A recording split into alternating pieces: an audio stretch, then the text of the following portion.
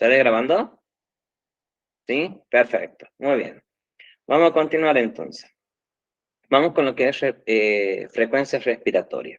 ¿Sí? Ya hemos visto presión arterial, ya hemos visto pulso. Vamos a ver ahora frecuencia respiratoria. ¿Sí? Si bien frecuencia respiratoria, nosotros debemos de saber lo siguiente, como para comprender esto. Cuando nosotros medamos o querramos medir frecuencia respiratoria, debemos saber que estamos midiendo un ciclo respiratorio. Un ciclo respiratorio es cuando hacemos una inhalación y una expiración a la vez, ¿sí? O sea, cuando nosotros respiramos tranquilamente, hacemos, eso es una inhalación, una exhalación. Eso se cuenta como una respiración completa. ¿Estamos? Bien. Entonces, ¿cuántas respiraciones por minuto ustedes deben de controlar en un paciente? Son de 12 a 20 respiraciones por minuto, ¿sí? De 12 a 20 respiraciones por minuto. Es muy simple controlar la respiración porque es cuestión de observar. Tenemos que observar el vientre del paciente, ¿sí? Y contar cuántas respiraciones hay en un minuto. Es lo mismo que lo que es frecuencia de pulso, ¿sí? Podemos medirla, mejor dicho, podemos contar cuántas respiraciones hay en 30 segundos y multiplicarla por 2, ¿sí? Aquí nosotros también vamos a tener las siguientes patologías. Por ejemplo, por encima de las 20 respiraciones por minuto. A ver, vamos a exagerar. 30, 40, 50 respiraciones por minuto. La persona va a estar en presencia de una taquipnea, ¿sí? Taquipnea, que sería lo mismo que decir una hiperventilación o agitado. ¿Estamos? Bien. Cuando tenemos por debajo de las 12 respiraciones por minuto, nosotros estamos en presencia de una persona con bradipnea, ¿sí? Que en cualquier momento esta bradipnea se puede llegar a convertir en un paro respiratorio. ¿Estamos? Entonces, tenemos taquipnea cuando estamos por encima de las 20 respiraciones por minuto, que es lo mismo que decir hiperventilación o que la persona está agitada. Cuando está por debajo de las 12 respiraciones por minuto, estamos en presencia de una bradipnea, a punto, ¿sí?, de convertirse en un paro respiratorio. ¿Estamos? Muy bien. Bueno, ¿cómo vamos a hacer la toma de frecuencia respiratoria? Muy simple. En el hombre le vamos a tomar, ¿sí?, poniendo nuestra mano sobre la pared torácica, sobre el pecho, ¿sí?, sobre el tórax. En la mujer, sobre el vientre, ¿sí?, sobre lo que es la cavidad abdominal. ¿Estamos? Es muy simple. ¿Por qué? La mujer, al tener los senos mamarios, las glándulas mamarias, puede contrarrestar, digamos, el peso de la inhalación y de la expiración. Por ende, siempre se asegura en la parte abdominal, ¿sí? En cambio, el hombre no tanto. Estamos siempre más que todo en la parte del tórax, se puede contar cuántas veces eleva o baja el mismo durante un minuto. ¿Estamos? Lo que sí ustedes jamás le van a decir a la persona o al paciente que le van a hacer la toma de frecuencia respiratoria. ¿Por qué? Porque la frecuencia respiratoria de por sí es modificable, se modifica, ¿sí? Porque la persona al no querer ir al hospital le va a decir, no, yo estoy bien, yo respiro bien. Y va a empezar a modificar su respiración inconscientemente, ¿sí? Entonces, ¿eso nos sirve a nosotros? No nos sirve. ¿Estamos? ¿Sí? ¿Alguna duda con lo que es frecuencia respiratoria? ¿No? Bueno, continuamos. A ver, eso sería la toma, ¿cómo se va a tomar? Ya hemos hablado de qué es un ciclo respiratorio. Ya hemos hablado también de cuántos son los valores normales, los valores anormales. ¿Y cómo se denominan estos valores anormales? Taquipnea y bradipnea, ¿sí? Entonces, ya estamos con lo que es frecuencia respiratoria, pero hay algo que yo tengo que decir a ustedes. La frecuencia respiratoria de por sí, a ver, eh, se puede ver alterada por gases tóxicos. Supongamos, eh, el monóxido de carbono, ¿sí? Los famosos braseros, las famosas estufas con queroseno, ¿sí? O de por sí están inhalando humo o mucho gas. Esto puede modificar la frecuencia. ¿Qué van a hacer ustedes en este caso? Retirar al paciente en una zona al aire libre, que pueda respirar tranquilo, ¿sí? Aire puro, y así va a recobrar su frecuencia respiratoria normalmente, ¿sí? Bien. Vamos a ver ahora, ¿sí? Lo que sería temperatura. ¿Sí? Vamos con temperatura.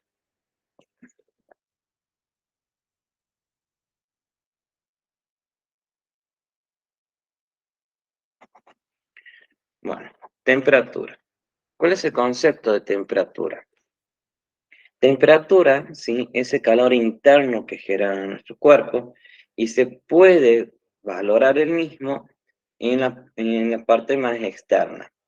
Tenemos diferentes zonas en donde tomar la temperatura correctamente. Tenemos la zona de la frente, ¿sí? La zona del cuello, la zona del tórax, de la pared torácica, la zona axilar, la zona inguinal, la zona bucal y la zona anal, ¿sí? ¿Estamos hasta ahí? Muy bien. A ver, vamos a hablar primero de los valores, luego vamos a hablar por qué se hace en esta zona las tomas y el porqué de todo. Bueno, los valores normal de temperatura, ¿sí? Estaríamos hablando entre los 35 grados a los 37 grados centígrados, ¿sí? De 35 a 37 grados centígrados. Cuando nosotros tenemos febrícula,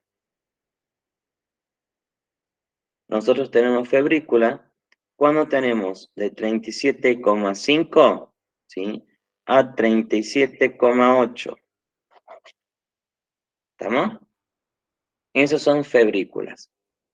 Cuando tenemos fiebre, bien, fiebre tenemos cuando en el termómetro nos marca 38, 39 y 40 grados centígrados, ¿sí? Eso es fiebre, ¿estamos? Estamos bien entonces con lo que son los valores normales de 35 a 37, febrícula de 37,5 a 37,8, fiebre de 38, 39 y 40 grados centígrados. ¿Estamos hasta ahí? ¿Sí? Muy bien. Y aquí nosotros tenemos cuando está por encima de los 40 grados, ya sea 40,5, 40,8, 40,9, 41, y así sucesivamente en elevación, estamos en presencia de la hipertermia, ¿sí? La hipertermia. Mira, ¿qué hacemos nosotros por la hipertermia? A ver, y tenemos diferentes factores.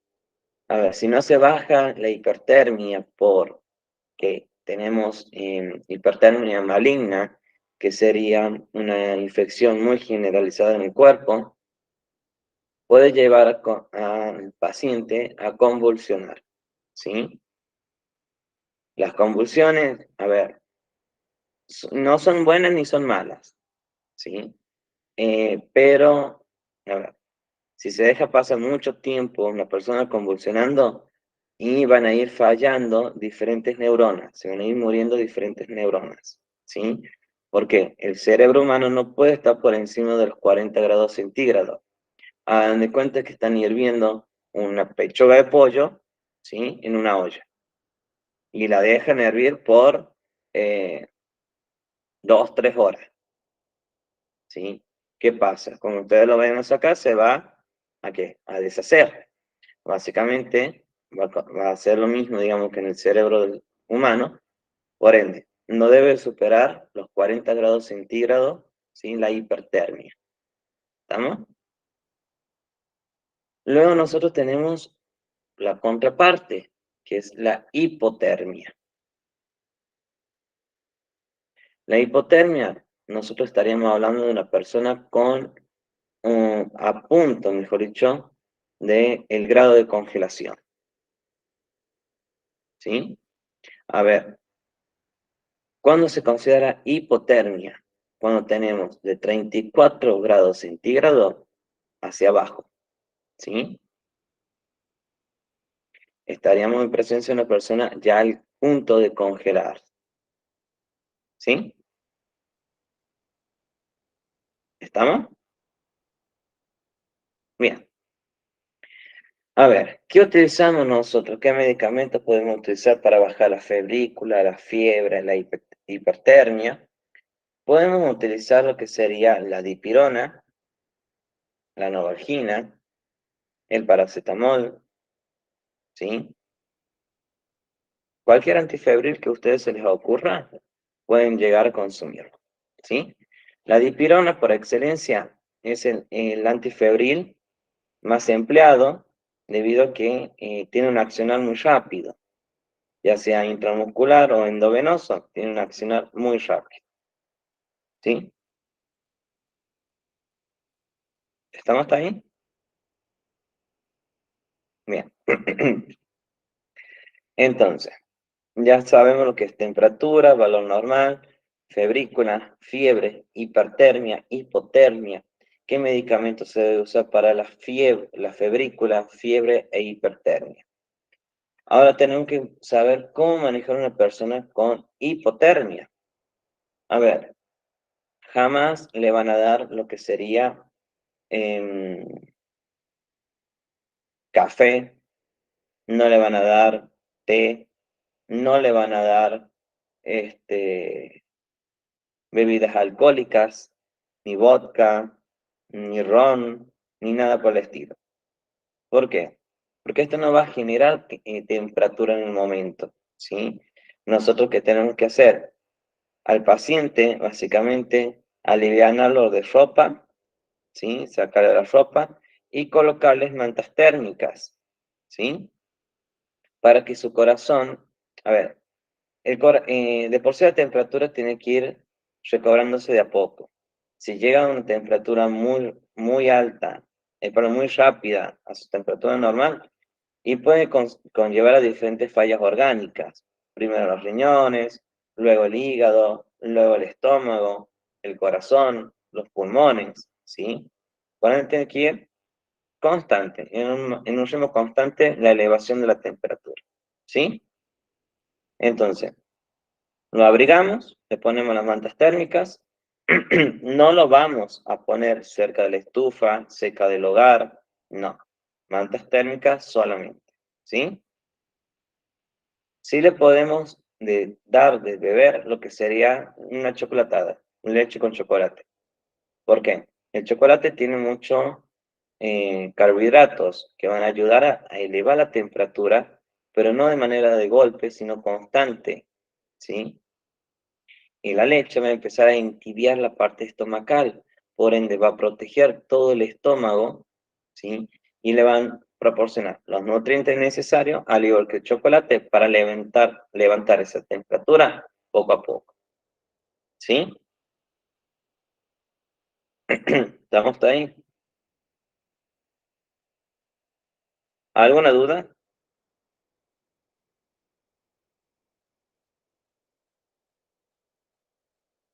Bueno, preguntar. ¿Alguna duda? Tercera y última. ¿Alguna duda? ¿No? Bueno, vamos a continuar. A ver, yo les dije en un principio lo que eran las zonas para tomar la temperatura. Bien, vamos a partir con lo que nos pasó a todos en el año 2020 con el tema de la pandemia. Ustedes habrán visto y ustedes también son testigos porque también les tomaron la temperatura en las muñecas con la pistolita de infrarrojo, ¿o no? Si iban al supermercado, iban a una clínica, o si han tenido COVID, o si iban a hacer un trámite, tenían la obligación de tomar la temperatura, pero no en la muñeca, porque las muñecas, los brazos, ¿sí? O mejor dicho, antebrazo y mano se consideran zonas frías.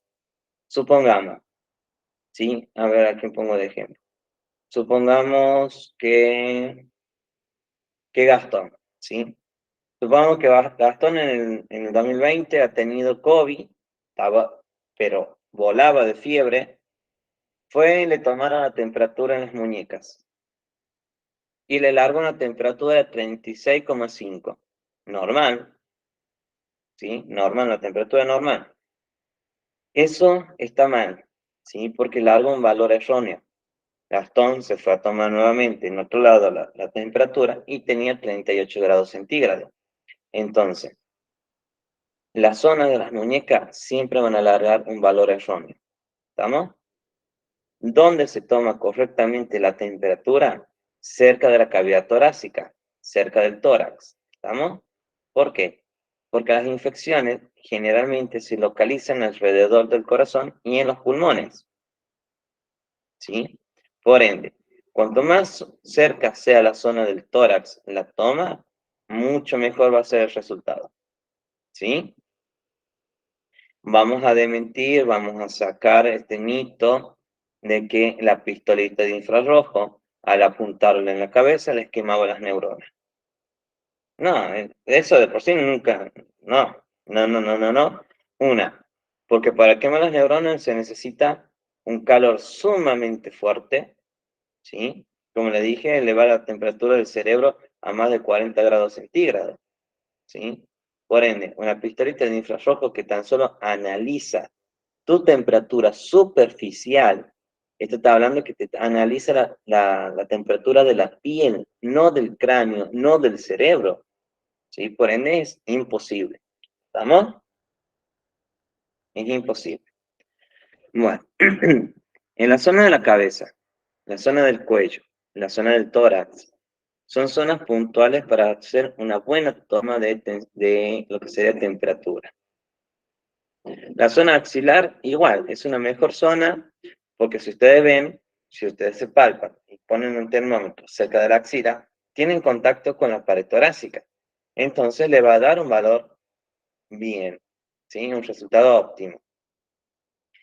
En los bebés no le van a tomar en la zona axilar, ¿sí? En los bebés mayormente se toma en la zona anal, ¿sí? Tampoco le van a tomar en la zona inguinal, porque si ustedes presionan el bracito del bebé sobre el termómetro, ustedes mismos están causando más calor, más presión, por ende, es obvio que va a salir alterado ese valor, ¿sí? En la zona anal, no, porque la zona anal en los bebés es la zona exacta e ideal para saber una temperatura correcta, ¿sí? Con la diferencia que en la zona anal, ustedes van a restar 1 grado centígrado de diferencia, ¿sí? Recuerden que los intestinos, toda la parte intestinal, genera, ¿sí?, un calor extremo por el tema del movimiento peristáltico debido al producto de la digestión. Entonces, ustedes le van a restar 1 grado menos. Supongamos, el bebé tiene 38 grados centígrados. Bien, ustedes restan, tiene 37 grados. ¿Tiene fiebre? No tiene fiebre, está dentro de los parámetros normales, ¿sí?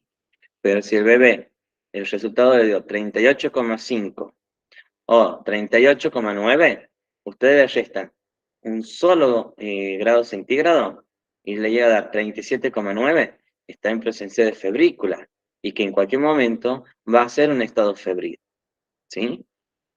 Entonces ustedes en ese caso ya saben cómo hacer la toma correctamente. ¿Sí? ¿Estamos ahí? Bien. Y en lo que es la parte bucal, ustedes le van a restar 2 grados centígrados menos. ¿Por qué? La misma boca, junto con la parte respiratoria, genera calor, ¿sí? Genera calor dentro de la cavidad bucal. Entonces, genera vapor, el vapor va a hacer que el sensor del termómetro se altere. Entonces ustedes le restan 2 grados centígrados y listo, ya tienen el resultado normal. ¿Sí? Bien. Obviamente que para hacer una toma entre paciente, zonas y zonas, ustedes deben de esterilizar siempre el termómetro de ustedes, ¿sí? ¿Con qué lo van a esterilizar? Con alcohol y algodón. ¿Dónde van a limpiar? En la punta del sensor, nada más, ¿sí? Los mejores termómetros que han existido en nuestro tiempo han sido los termómetros de mercurio. Los termómetros de mercurio eran mucho mejor que estos termómetros digitales que tenemos hoy en día. ¿Por qué? El mercurio es muy sensible al calor. Entonces, si nosotros teníamos mucha temperatura, automáticamente se disparaba el mercurio, ¿sí? Pero, a ver, tiene sus contras también. ¿Por qué? Era un tubito de cristal finito, chiquito, que si ustedes lo agitaban mucho, ¿sí? Era para bajar el mercurio a la zona cero. También, ¿qué tenían? Si ustedes agitaban de más, se le escapaba, zafaba de sus dedos el termómetro, caía, se rompía, ¿sí? A ver, esos son 2. Vamos con otra. La tercera, que era imposible hacer una lectura correctamente debido a que tenían que buscar a contraluz la rayita del mercurio y ver con los ojos enchinados en dónde estaba marcando la temperatura, ¿o no? La otra, y la más importante de todas, es que el mercurio, ¿sí? Es un metal pesado para el cuerpo humano, es un metal tóxico. Entonces, cuando se rompía el mercurio, a ver, iba a causar diferentes problemas neurológicos y de intoxicación en el cuerpo. Es por ello que lo han dejado de fabricar a este mismo, ¿sí? Bien. El termómetro digital, por lo general, es mucho más flexible, ¿sí? Avisa cuando ya está la toma ya realizada. También tienen una buena visualización en cuanto al valor, ¿sí? Pero tienen sus contras también, que cuáles son. Viene el fallado de fábrica, se acabó la batería, se rompió el sensor, se nos mojó, se nos cayó, ¿sí? Son muy caros son, por ende, tiene sus contras también, ¿sí? La pistolita de infrarrojo, esa es fácil de utilizarla, es cuestión de apuntar entre medio del entrecejo, en el cuello, en el tórax, y ya tenemos el resultado obtenido, ¿sí? No, a ver, la toma con estos dispositivos digitales ya no se demora como antes 10 minutos, 15 minutos, para saber si teníamos o no febrícula o fiebre, ¿sí? ¿Estamos entonces? Muy bien. Vamos con el último. Si bien este no aparece en el apunte de ustedes, pero ustedes lo deben de conocer, que fue lo que pasó en el año 2020 con respecto a la saturación parcial de oxígeno, ¿sí? Que sería saturación parcial de oxígeno.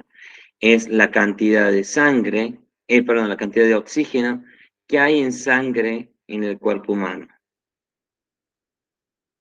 ¿sí? ¿Cuánto es una saturación normal de oxígeno en sangre?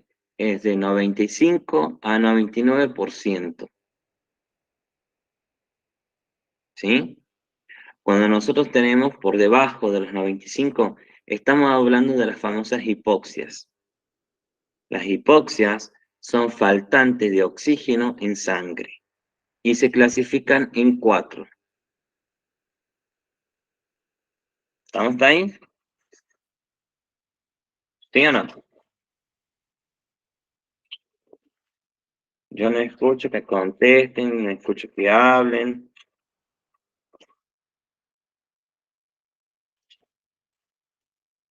¿Vamos bien, chicos? ¿Sí? Bueno. Entonces, vamos con lo que son las hipoxias, ¿sí? La hipoxia en general, tenemos una categoría que se denomina hipoxia leve, que es de los 94% al 91%, ¿sí? Tenemos otra categoría que es denominada moderada, ¿sí? Esta moderada estamos hablando desde el 90% a 86%.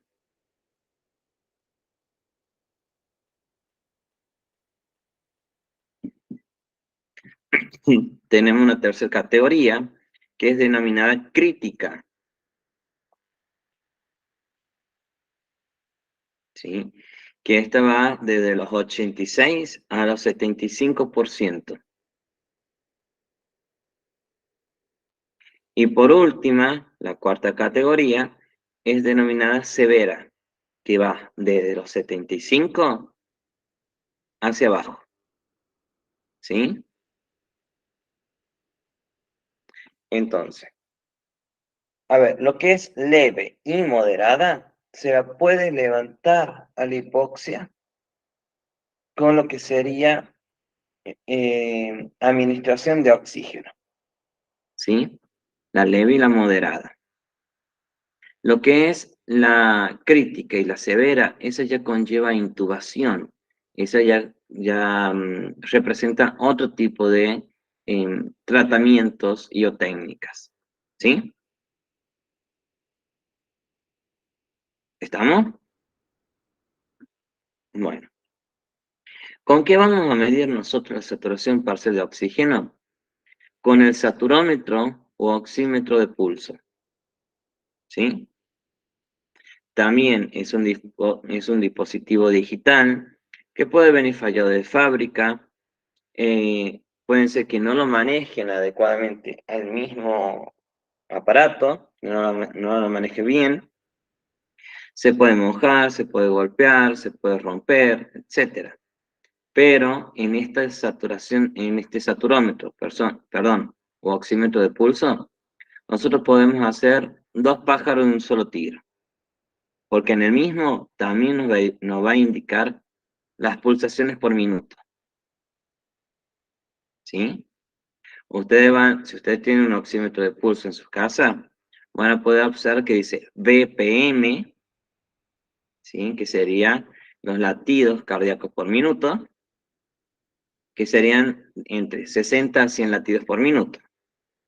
Y abajo o al costadito suele figurar SPO2, que sería saturación parcial de oxígeno, ¿sí? Y supongamos que les marque 96%. Y en el pulso les marque 89. Perfecto, un paciente está muy, pero muy bien en cuanto a lo que es oxigenación en sangre y lo que es latidos cardíacos. ¿Sí? ¿Estamos ahí? Muy bien. ¿Alguna duda? ¿Sí? ¿Alguna duda? Dígame, Sandra. Sí, ¿siempre se toma en el dedo índice o se puede tomar en algún otro de los dedos? Bien. Mayormente se suele tomar en el dedo índice o en el dedo medio, ¿sí? ¿Por qué? Porque son dos zonas que tienen mayor cantidad de vasos sanguíneos y capilares. Por ende, se puede hacer una buena toma tranquila en ellos dos. Obviamente que para hacer la toma del mismo, el paciente no debe estar cruzando las piernas, debe estar relajado, ¿sí? Sentado o acostado da lo mismo, pero relajado. Sí, Georgina, dime. Profe, ¿en, en los niños la saturación es igual que en el adulto? ¿Cómo? ¿En los niños la saturación da el mismo valor que en los adultos? No, no, no, es una saturación distinta. A ver, si nosotros tenemos como normal 95 a 99, ellos van a tener normal, por decirte, a ver, apenas un poquito más elevada, de 98 a 101, por darte un ejemplo, ¿sí? Debido a que ellos son chiquitos, son bebés todavía, tienen una capacidad respiratoria más profunda, ¿sí? Para llevar el oxígeno a todo el cuerpo, y el cuerpo del bebé es chiquito, por ende, se va a ver saturado en oxígeno, ¿sí? Bien. ¿Alguna otra duda, otra pregunta que quieran hacer?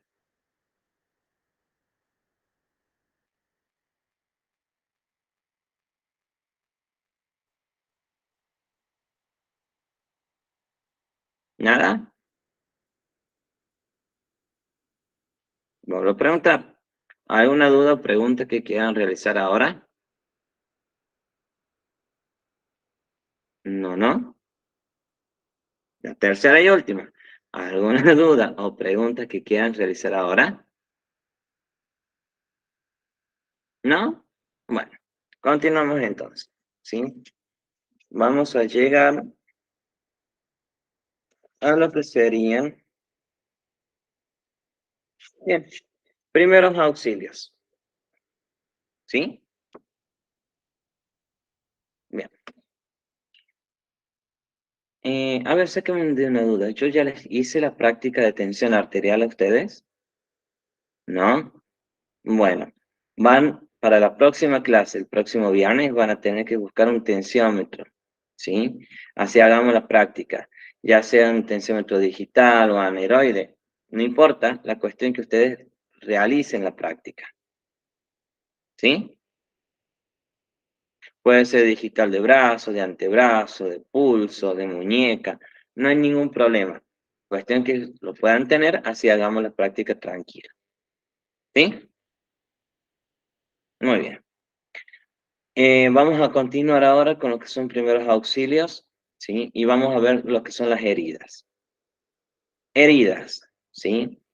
Las heridas son lastimaduras o rupturas de la piel que en estas se pueden clasificar de la siguiente manera: pequeñas, grandes, superficiales, profundas, simples, compuestas, limpias o sucias, ¿sí? A ver, no es lo mismo pincharse con una aguja que hacerse un corte con un cuchillo, ¿sí? Cuando hablamos de superficiales o profundas, podemos tener ruptura de los vasos sanguíneos más superficiales de los dedos, ese es superficial, y profunda que llegue a un corte del músculo, ¿sí? El cual necesite suturación para poder conllevar a una buena cicatrización en general, ¿sí? Limpias, cuando es una herida que no tiene ningún tipo de tierra, barro, ¿sí? Arena, ropa, lo que fuese. Esas son heridas limpias. Y heridas sucias, todo lo contrario. Cuando hay pedacitos de piedra, de arena en la herida, eso se considera sucio, ¿sí? Y también podemos tener heridas, ¿sí? Que serían hemorragias, ¿sí? Que son las peligrosas, hemorragias internas o hemorragias externas. La más complicada para tratar son las hemorragias internas.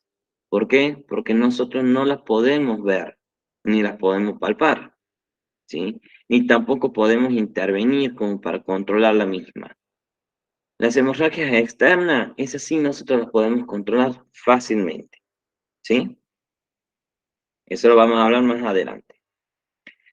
Entonces, ya estamos con lo que son las heridas, ¿sí? Que tenemos pequeñas, grandes, superficiales, profundas, limpias, sucias, ¿sí? Que tenemos con pérdidas de sangre, hemorragias, o sin pérdidas, que serían las internas. Entonces, ¿qué vamos a hacer ahora? Vamos a ver cuál es la finalización de curar la herida.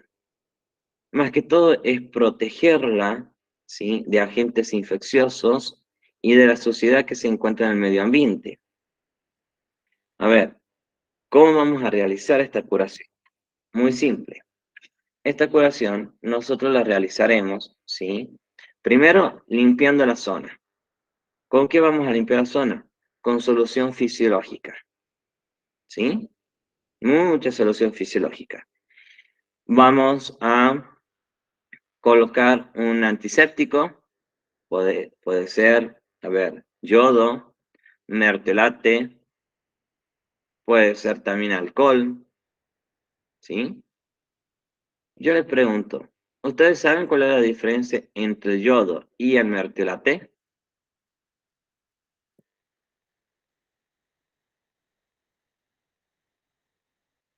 ¿No saben cuál es la diferencia?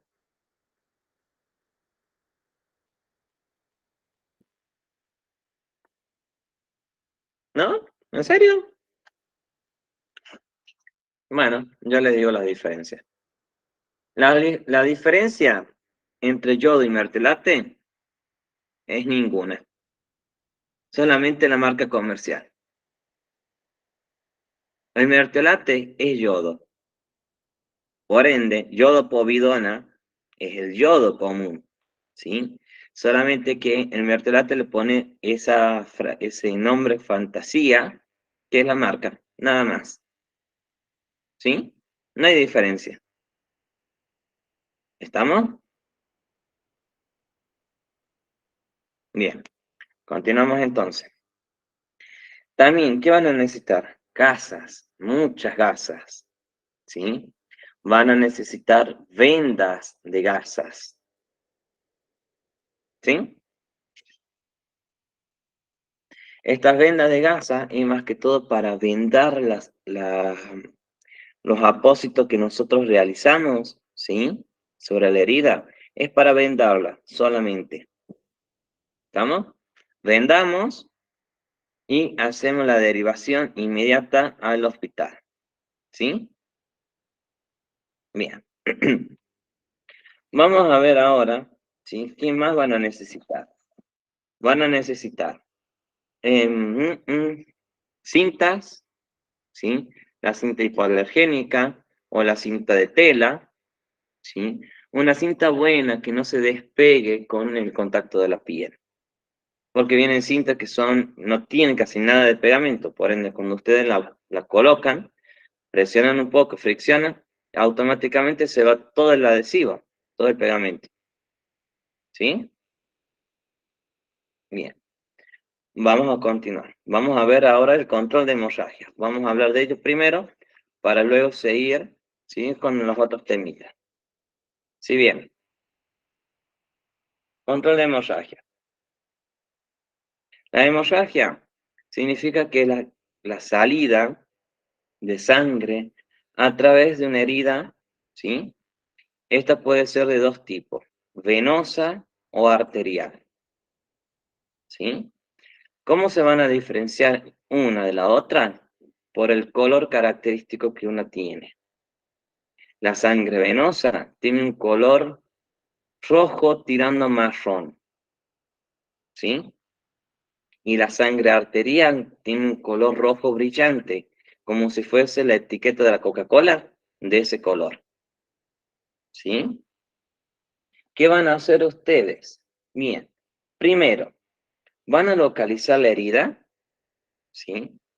Y van a ver si es externa o es interna.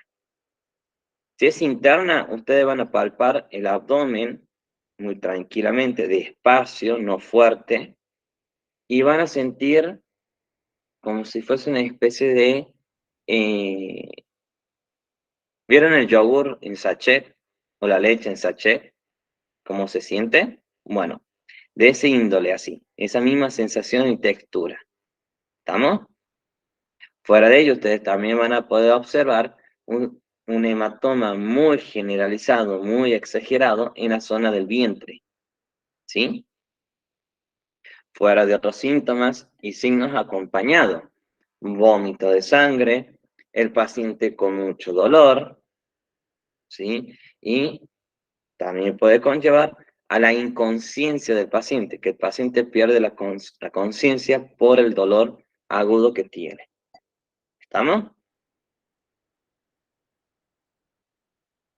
¿Sí? Bien.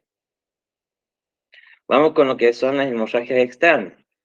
Son las más comunes, ¿sí? Y es lo que nosotros podemos visualizar tranquilamente. ¿Qué vamos a hacer? Si está la herida, la hemorragia producida en la pierna, cortamos el pantalón, ¿sí? Cortamos la prenda, vamos a aplicar una gasa, ¿sí? Un buen tamaño de gasa considerable, lo aplicamos sobre la herida. Colocamos otra gasa más y realizamos presión, ¿sí? Bastante presión. Si vemos que con estas dos gasas no se calma la hemorragia, recurrimos nosotros al uso del torniquete. ¿Estamos? El torniquete se pone por encima de la herida. Supongamos que la herida esté en la parte de la rodilla, ¿sí? Justo por encima de la rodilla. Nosotros debemos hacer una medida de 5 a 10 centímetros por encima y recién colocar el torniquete. ¿Estamos? Y ojo a lo que les voy a decir. Ustedes no van a desaflojar por ningún momento, ¿sí? El torniquete. Solamente lo van a dejar y quién es el encargado de sacarlo es el médico dentro del quirófano. Nadie más. ¿Estamos? Por más que el paciente llore y les ruegue que está muy apretado, que le duele, que sienten calambre, ustedes no hacen caso, porque si ustedes sueltan el torniquete, el paciente muere por falta de sangre, ¿sí? Porque la hemorragia se produce más severa todavía de lo que era, ¿sí? Muy bien. Colocan la gasa, colocan la otra gasa, sigue saliendo sangre todavía. Van a colocar otra gasa más. Bien, están muy empapadas ya todas las gasas de sangre. Retiran todas las gasas, excepto la primer capa que ustedes pusieron. ¿Sí? ¿Por qué? Porque la primer capa, ¿sí? Hace de barrera para que actúe como si fuese el coágulo, ¿sí? En la primera gasa se va a formar el coágulo. Entonces, ustedes esa gasa no la van a tocar jamás. No la van a retirar nunca. Retiran el resto menos esa. Y van poniendo más gasas encima y van haciendo presión sobre la herida. ¿Sí? ¿Estamos hasta ahí? Muy bien. Bueno, a ver. Un segundito que yo anoto acá.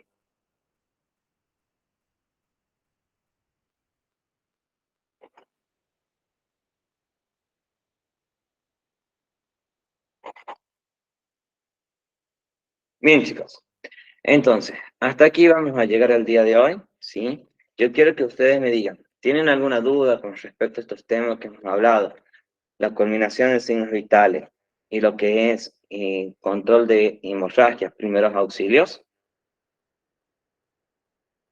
Ninguna duda. Bueno, escúchame con atención. En la clase que viene nosotros vamos a hacer la práctica de toma de presión arterial.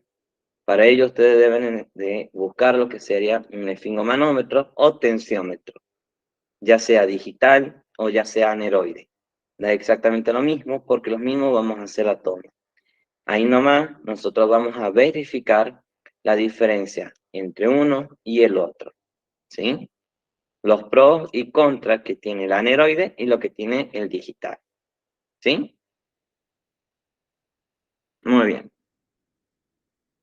Bueno, entonces la semana que viene hacemos la práctica del mismo.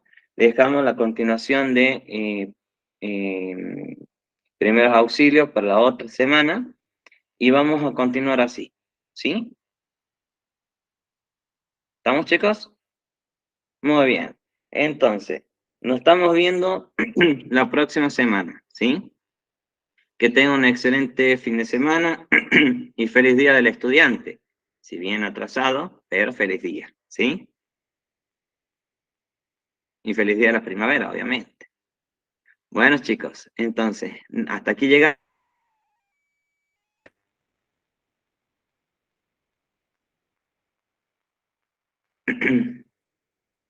Analía, puedes presentarlo hasta la semana que viene, ¿sí? No hay ningún problema. ¿Sí, chicos? Nos vemos entonces. Hasta la semana próxima. Chao, chao.